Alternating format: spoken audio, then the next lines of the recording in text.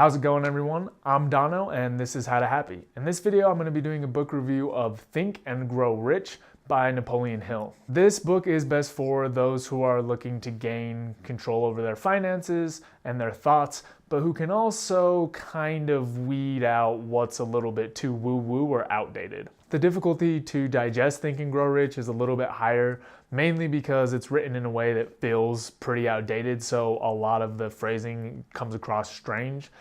Most people, I think, will be able to get some actionable material out of it on a first read, but you might have to wade through some stuff that's a little bit confusing to get there. Moving on to the key insights. Think and Grow Rich tries to uncover the psychological underpinnings that lead to financial success. It was originally written in 1937, so that's why a lot of the phrasing seems a little bit outdated. I actually read a revised edition, and even then, there was a lot in there that just felt old. With that caveat in mind, there is still a lot of good, useful information in this book. You just have to pay attention to what feels a little outdated or a little bit too out there. There's a lot of good concepts though in there, like visualization, figuring out your values, repetition, a lot of different things that can actually really help you become more productive. Hill repeatedly shows the value of formalizing your goals around money. The more concrete you can be about what you want to accomplish, the more likely you are to accomplish it because you can break out more and more specific steps. On top of that, you need to revisit it constantly because that's what helps keep this passion or motivation or drive alive as you work toward the goal, because being rich is usually not a quick process and almost always involves a lot of work and a lot of perseverance. If you're not able to commit to these financial goals, then they're not real. They're never going to be realized. So a big piece of the book is about committing to these goals and then revisiting them constantly. Again, once you figure out what the goals are, Hill is recommending that you really have to be ready to persevere, because a lot of people will work on something for a while and give up just short of accomplishing that breakthrough that they're looking for. So once you make your goal, you also need to commit to working towards it indefinitely. While it's not easy, this constant execution is what helps individuals reach financial freedom. The book also goes really heavily on repetition. So a lot of it is about repeating your goals and your values, and also repeating, some mantras or positive thinking tendencies to really enhance these things that you want to accomplish.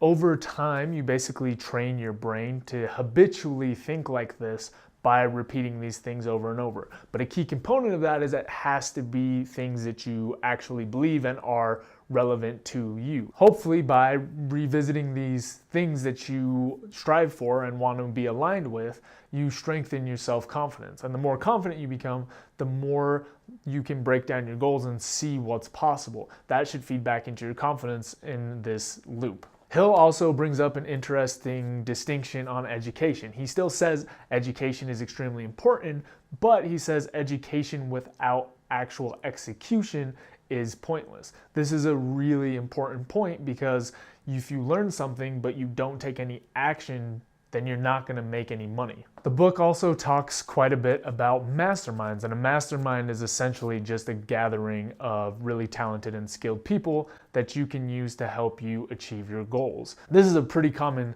theme these days, which basically is that if you surround yourself with really great, inspired, passionate people, some of that's going to rub off onto you. They're going to share their ideas with you and their energy, and that should help keep you going as well and help you figure out ways to accomplish even more. The book also goes into how creating wealth is a matter of creating value for people, but that you need to be open to opportunities. So if you just think there's one really tight, narrow path, it may not actually be right. You have to be able to see different venues for adding value to people's lives. There's an infinite number of ways to add value out in the world, but there's also an infinite number of ways to not add value. And it's a key characteristic to getting rich, to being able to see the different ways that you can add value and being open to changing your plans to make that happen. Woven throughout the book, there's a bunch of more specific, concrete examples of individuals using these different traits and mindsets and techniques. The stories help illuminate kind of the broader ideas a little bit better. And then there's also really specific actions and exercises for you to take written in the book as well. This makes it really easy to try some of the things that are recommended and see how they work out for you. A few other considerations when reading this book. Like I mentioned before, there's a lot of stuff in this book that feels a little bit strange. If you're able to kind of dissect what's being said and pull out a lot of this woo-woo stuff, there is a lot of good information in this book that's substantial and useful. You just have to be aware that some of the underlying mechanisms and the explanations in this book are a little outdated.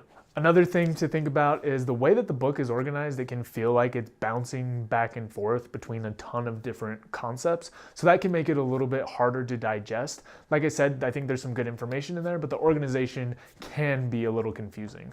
I do still think there is a lot of value in this book. Those are just a few things to be aware of if you do decide to pick it up. And now let's move on to the exercise section. Understanding your financial goals can give you clarity on what you want to achieve. What are your ultimate financial goals? Be as specific as possible. What mantras or ideas empower you? Look for at least one mantra of your own which makes you feel stronger.